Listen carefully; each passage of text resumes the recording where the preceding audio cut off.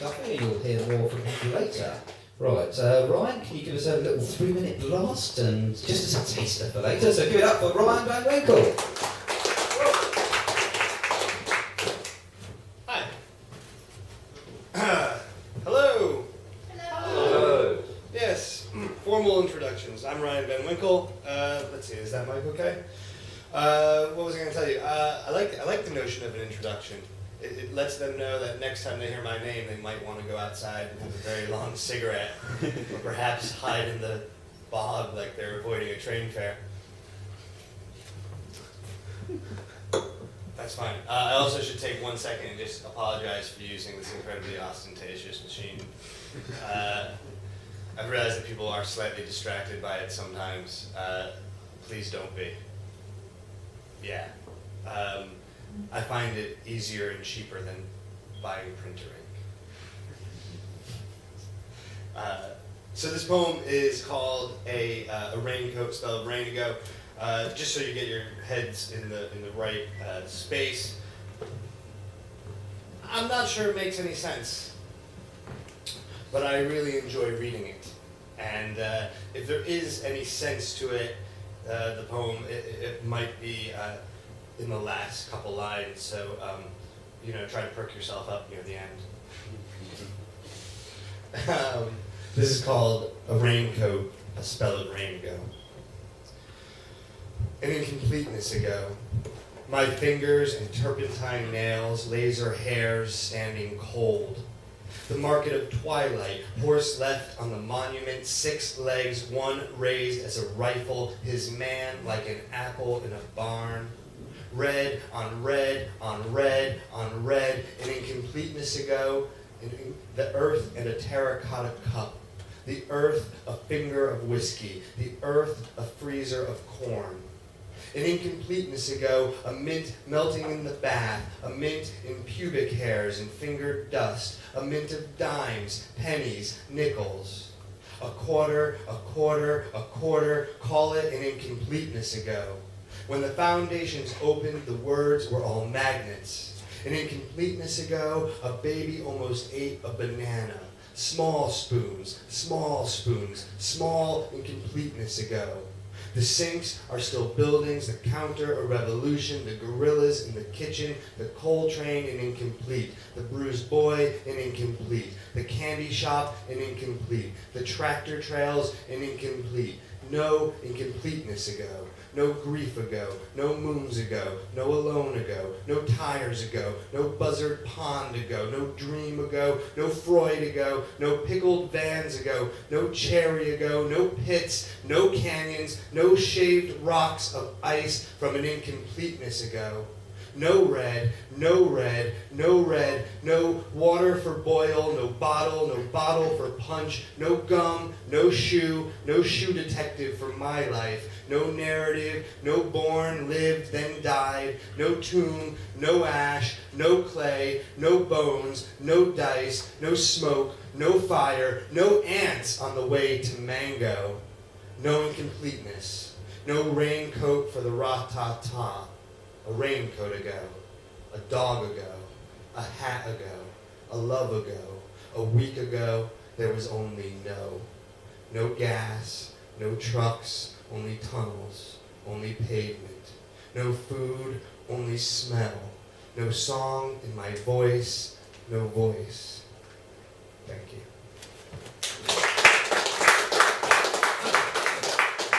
Thank you, Ryan. We'll be hearing more from him later. Whoa. Right. And Robin Cairns, you ready to give us your 3 minutes of appetite whetting? So can you give it up for Robin Cairns?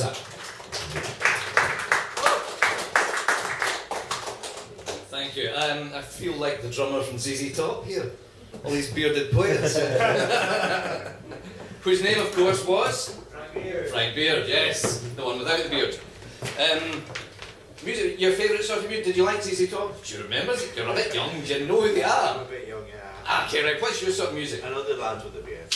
What's your sort of music? Douchebag music, like Douchebag music. I love that myself. What is it? It's like singer-songwriter guitar sort of stuff. Douchebag music. Is that what's called these days?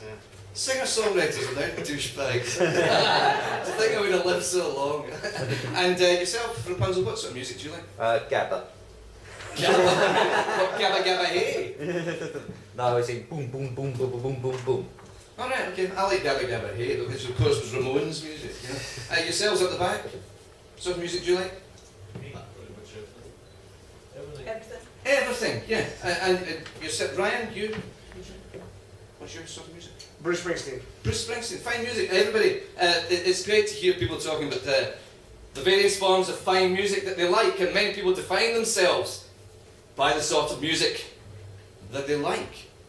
But this leaves out one very important grouping in society. This leaves out people who like music that is shite. And this is for them. There was an old lady who swallowed McFly. I'll tell you why she swallowed McFly. To make them die.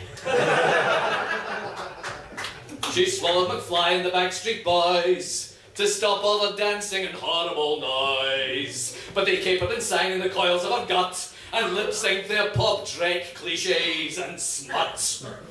There was an old lady who swallowed Take That to beat up McFly with a baseball bat. But they stopped for a chat about how it was clever and smart and funny, getting rich from little girls' pocket money. She woofed out Blue for the laxative fibre to expel all these boy bands out of her Bible. But they set up a stage in her intestinal tract and practiced their cheesy crotch-grabbing act. There was an old lady, Eddie 17, wee Brian Harvey turned her green. But she washed him down with some syrup of figs, with a bastard set up a series of gigs. The noise coming out of the old lady's belly was like something off Saturday morning telly. Robbie Williams was once by an old lady gobbled. It's true. Lulu. It's in her autobiography. Page 277 if anyone wants to look it up. I checked his autobiography. He fails to mention it. She said, take out my teeth and relight my fire. Tug up my ears and my tits will go higher. There was an old lady who swallowed James Blunt. Do you know this one? Oh, do it with me then. There was an old lady who swallowed James Blunt, because Westlife gave her an itchy sarcophagus. She went back in time and ingested Wham. For that I sincerely thank you, ma'am. They made me boke, but a tickly hair bit stuck in her gullet. Fred George's pelt and his mullet. Perhaps she'd croak if it wasn't dislodged by S Club 7. There'd be famous feces in the sewers of heaven. Then who should walk by but Ronan Keating? He said, dear me old lady, oh, what have you been eating? Because he's Welsh, isn't he? He thumped her back to loosen her craw. When she spewed at his pals, he called the law. There was an old lady who got to jail for ingesting musicians' underage mail. That's the end of my tale.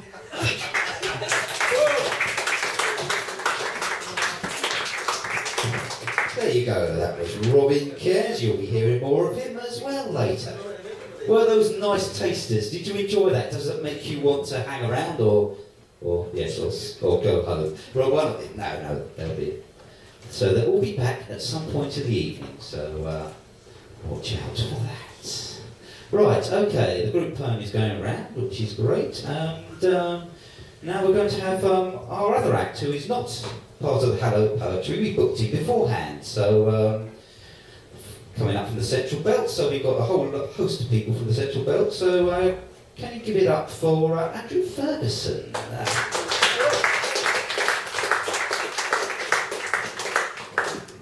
Thank you. Yes, you have many fine poets tonight, so I'm not going to try and compete with them, but I'm going to do one poem just to warm up.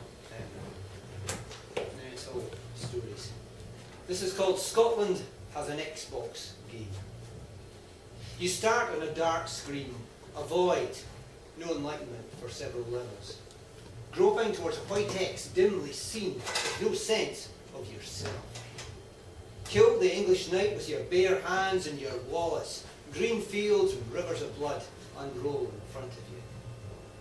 Eventually, if you make it through the hack and slash, you're into the strategy game. The silicon chip on both shoulders making you seem bigger than you are to your enemies at court. Before you know it, you're making unlikely alliances on the multiplayer function, sacrificing queens and credibility points to get to London. The next levels are disappointing. The Enlightenment flares past like a firework, then endless foreign wars, grim landscapes, games of football played in rain that looks like analog interference. Your dubious weapons of bitterness and working class authenticity only useful against Scottish opponents. In the end, you have to re-terraform. But your parliament's permanently over budget and you can never stick enough wind farms in the North Sea to stop your populists moaning. It may just be me, but there seems to be an inbuilt advantage in using American English. Sorry, Ryan, no offence. No one has made it yet to the next level.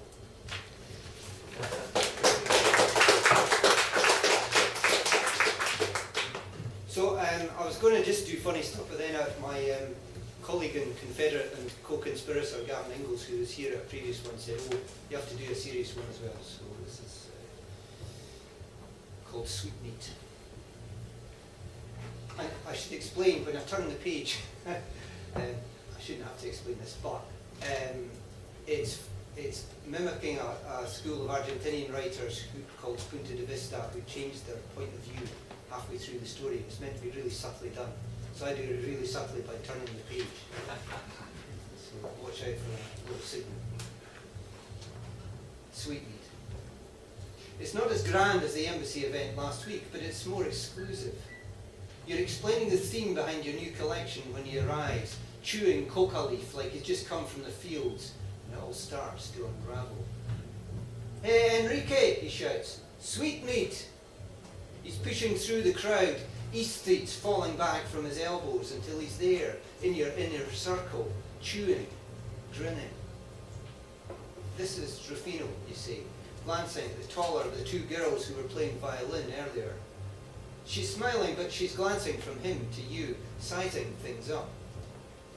Rufy, Rufy, Rufy, he says, too loudly, pushing his face towards him in that way of his, like a dog barking, like a little dark-skinned mongrel. Paco, your government lawyer friend, says, inclining his head, but no, Rufy's got to grab his hand, pumping up and down like some Yankee, chewing away on his coca leaf. He even has a pouch of it on his belt. Rufy and I grew up together, he said, you say, hoping somehow that would explain things. Everyone nods, but everyone's still looking at him like he's some sort of exhibit, some sort of proof of something. That was up in the northeast then, Paco starts to say, but Rufy interrupts him. Rufy obviously feels he's got to take charge, as always. Yes, the northeast, We go back a long ways, Ricky and I, a long ways, he repeats, laying a finger alongside his nose. Of course, I've been in the city for 10 years now, you tell the violin girls. And your quartet, when did you? Yes, 10 years, Rufy says, and your heart sinks. He called you up out of the blue. Hadn't spoken to you since you were home last Easter. He just happened to be in town, he said, and you, your stupid pride, made you tell him where you'd be tonight, with all the pale-skinned Castilian bloods. You're taller than him, less dark. You could be their mascota, their pet indigenous poet. But him? Yes, 10 years ago, after those girls disappeared in the jungle beyond our village. Don't you remember, sweetmeat? And your inner circle are looking from him to you, and there are frowns on high cheekbone faces until you say, of course the two events aren't related. And everyone laughs nervously, except Rufy, the little dark mongrel, and he's slugging back the free wine, and you realise he's actually stinking drunk. He's found his way here via the Avenida bars. Then Paco, catching the coattail of the laughter, says, sweetmeat? Rufy pulls the wine glass off his mouth and leans towards Paco. Oh yes, he tells the government lawyer. That's my name for Rique. Well, hombre, you know, he says to Paco, man to man, ignoring the violin girls and the others. That's what he used to say, you know. Those little indigenous ones, their meat is sweet. You see your friend's mouth working, but no words are coming out because there are no words he can use to explain himself now. Now that's out there stinking up his inner circle. And you know you shouldn't have come here. Shouldn't have taken that long, sweaty train ride down to this rotten city with its corrupt politicians and its artistic evenings. Shouldn't have tracked him down, pretending to his mother you were still friends. Shouldn't have had a drink in every bar in the Avenida before he got here. Your friend's mouth is still working and there might be sound coming out, but there's a rushing in your ears. And everyone's looking from him to you, to him again, and then over their shoulders, the two tall girls whispering to each other. And you look away, disgusted by them, disgusted by yourself. But you know there's a reason why you drink too much and take everything else you can lay your hands on with a nod and a wink from the boys at the back door of the factory hidden up in the hills. There's a reason why you came here. Because it was him that made you do it. It was his idea about those girls, the one that did it first, then insisted you did too. Then got scared and made you cover it all up, make it go away. But some things will never go away, you think, as you stumble out, ignoring the man tugging at your arm, his new friend, the one called Paco. Thank you.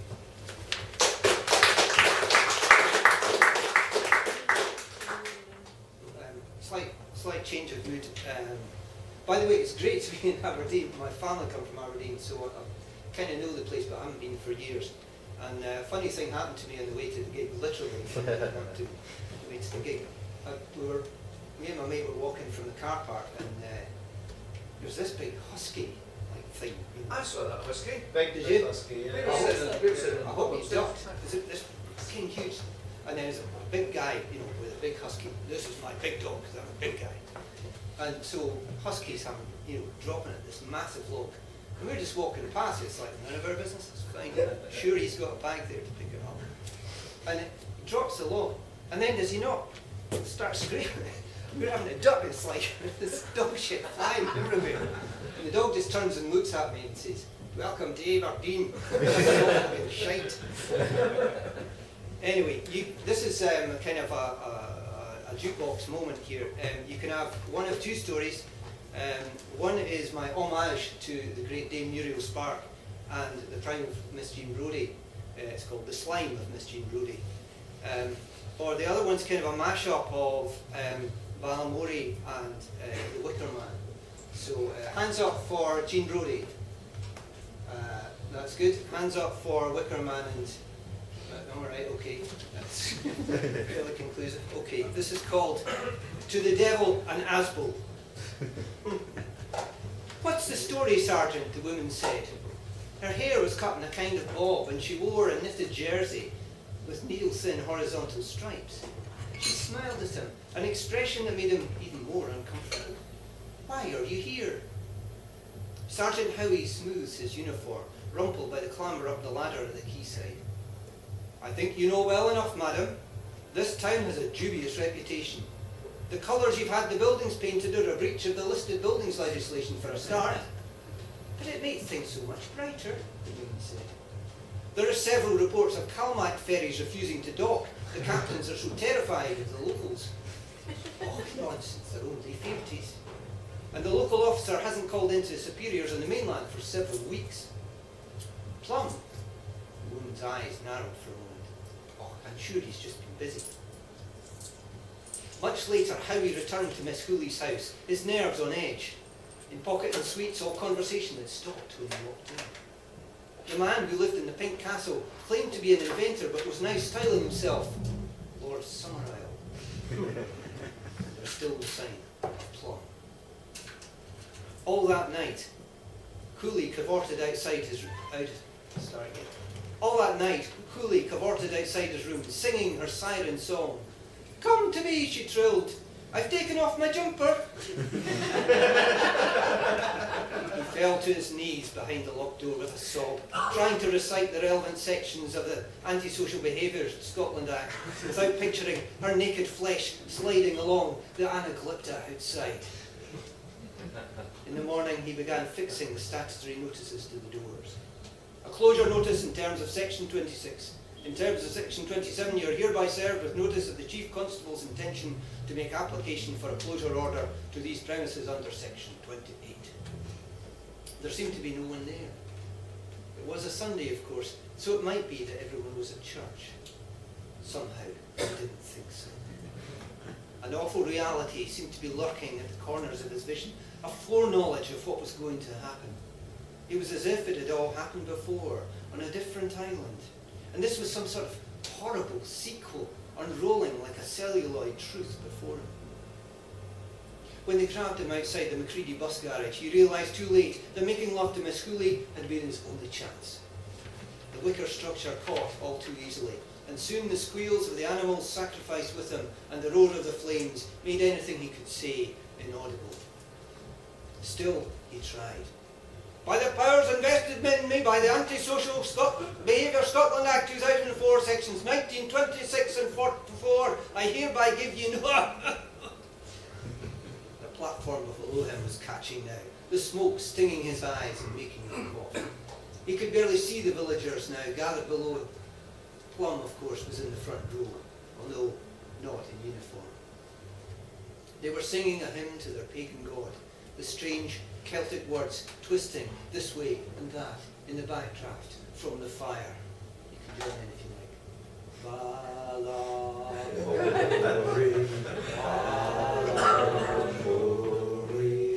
Thank you.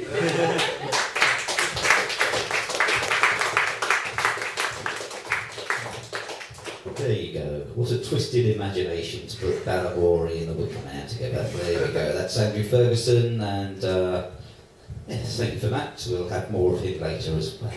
Right, we're going to have a bit of a break now.